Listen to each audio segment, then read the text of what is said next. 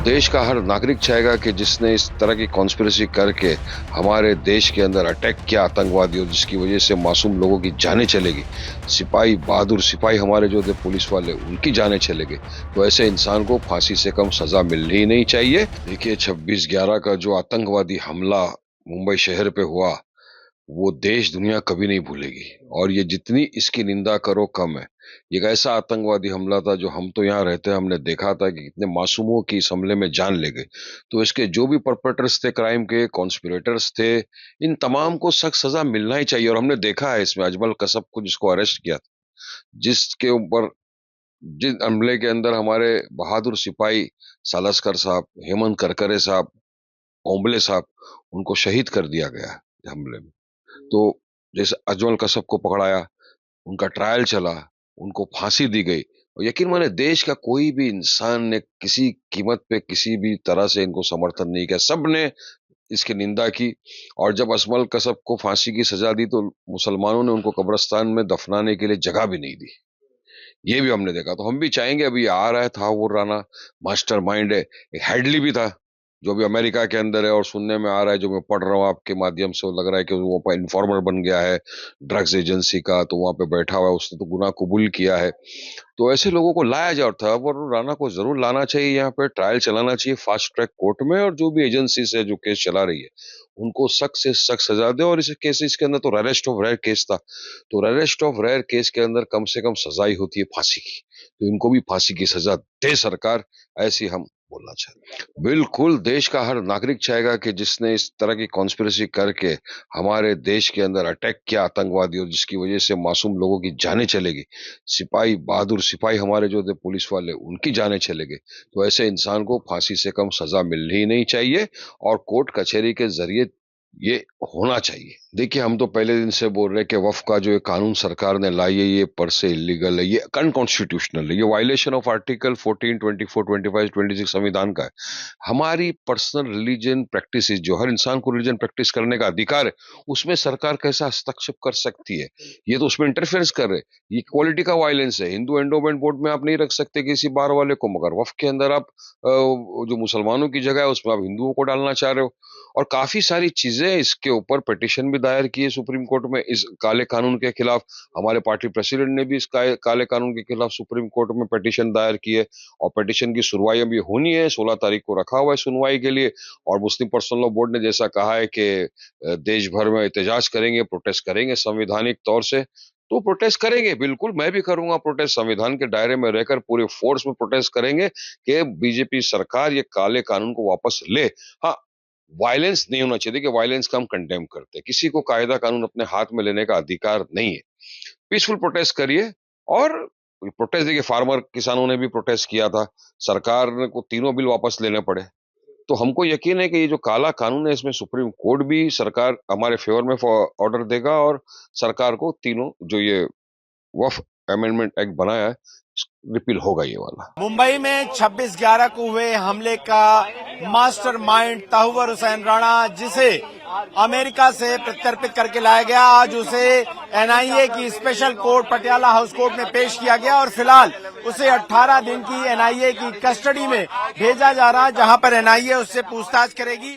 रात के 2:30 के वक्त हो चुके हैं, और आप देखिए कड़ी सुरक्षा के बीच में जो तमाम गाड़ियों का काफिला है उस वक्त आपको निकलता हुआ नजर आ रहा होगा। और सामने जो आप जेल वैन तस्वीरों में देख रहे हैं, उसमें इस वक्त जो है वो तहव्वुर हुसैन राणा, जिसने सैकड़ों निर्दोष मासूम भारतीयों की जान ली, वो फिलहाल अगर आप देखें तो यहाँ तस्वीरों में बैठा हुआ वो आपको निकल गया। और ये तस्वीरें दिखाती हैं कि किस तरीके से, आप देखिए बड़ी तेज गति से यहाँ पर फिलहाल जो गाड़ियां हैं वो निकल गई हैं, और 20 दिन की कस्टडी की मांग जो है वो नेशनल इन्वेस्टिगेशन एजेंसी ने की थी, जिसके बदले में फिलहाल 18 दिन का रिमांड दिया गया है। और इस मामले में जांच पूरी करने के बाद एनआईए जो है वो एडिशनल चार्जशीट लगाएगी। 2011 में दाखिल की गई चार्जशीट में उसे आरोपी बनाया गया था, जिसमें उसके अलावा डेविड कोलमैन हेडली, जो कि मुख्य साजिश करता था मुंबई हमलों का, इसके अलावा हाफिज सईद और आईएसआई के 2 मेजर,